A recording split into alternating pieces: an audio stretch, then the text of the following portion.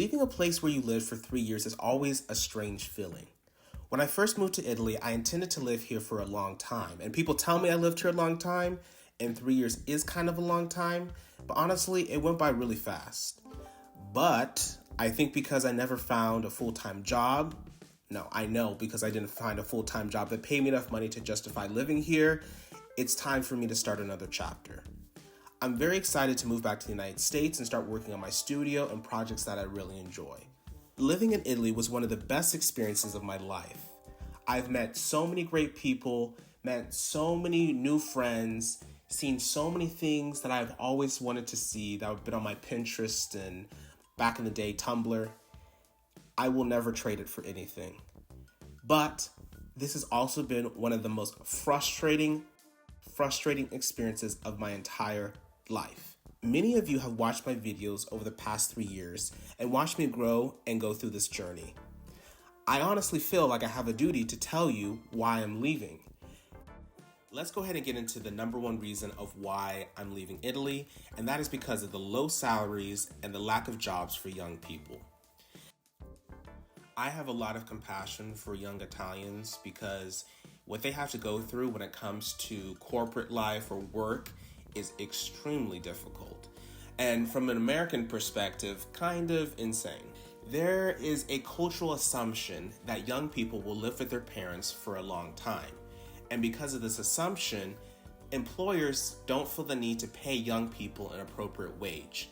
And this creates a cycle system where young people have to live at home longer because the employer assumes they're living at home, and it takes a while before Italians are able to make more money, mainly in their mid-career, to actually support themselves. Also, because Italy is such a bureaucratic country, awarding people contracts is a very rare thing. So they often give people internships, and that way they never actually have to pay someone an actual decent salary because it's an internship. And let me remind everyone, or if this is your first time hearing this, Italy does not have a minimum wage. And they do have other laws that do try to support and to make sure people get paid an adequate amount. But honestly, in my opinion, it's not working. And this is why so many young Italians are leaving Italy. And you would think that with the low pay, maybe there would be low expectations, more of a lifestyle that doesn't have to be so crazy all the time, but that's not true. A lot of Italian employers are very demanding of their employees, having them work overtime, which they're not getting paid for, or work crazy hours to get projects and deadlines complete with no extra pay. So I decided to visit my old neighborhood, the one that I went to when I first arrived in Milano. And I was thinking that maybe some things changed, or maybe there was something different. There's a couple buildings that were redone. It's been about a year since I've been here. But honestly, I'm glad that this chapter ended a while ago when I moved to a better part in Milano.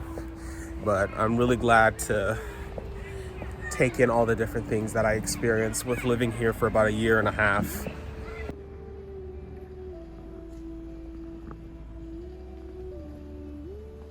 One benefit though of living this close, or living in this area, was that I was so close to the school. So this used to be my old street, and there'd be so many kids that would speed race down with their motorcycles and Vespas. It was so annoying. That used to be my old apartment. This is one of the coolest parts of this neighborhood, honestly, is you have this nice, really cool bridge. So if you wanted to come on a Sunday and just walk around, there was a bridge. They used to have an elevator, I think, in it, but I would not take the elevator.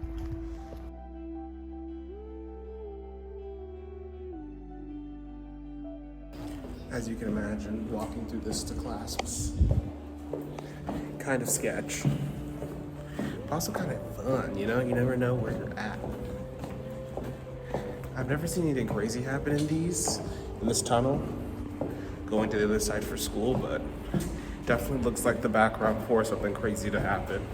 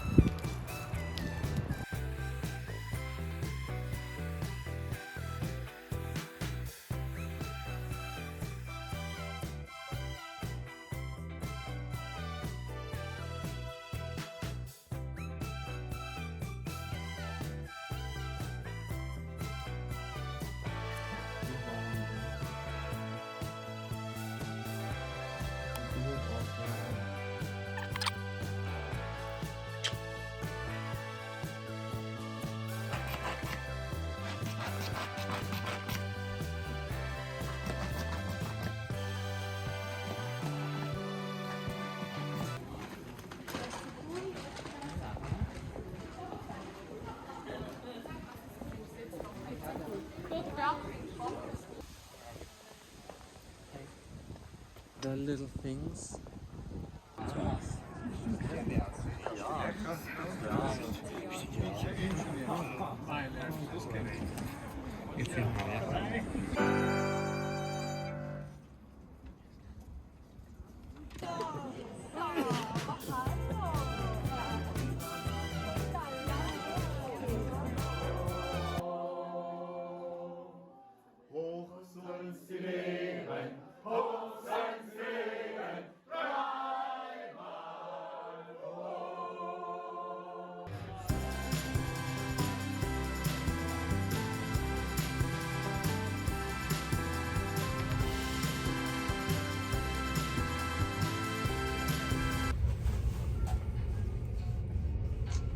Oh, it's already out. I'm checking to see what terminal. It's Terminal 1. You know for sure.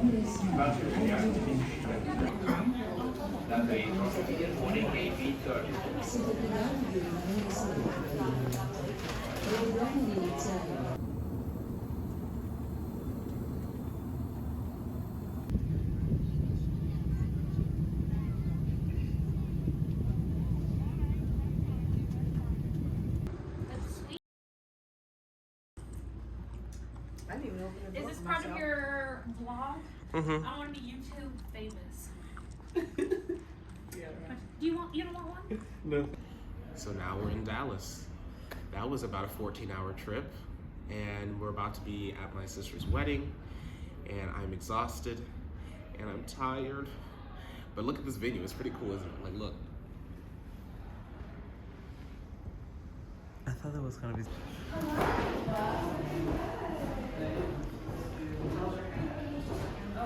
I was like, your makeup looks fine.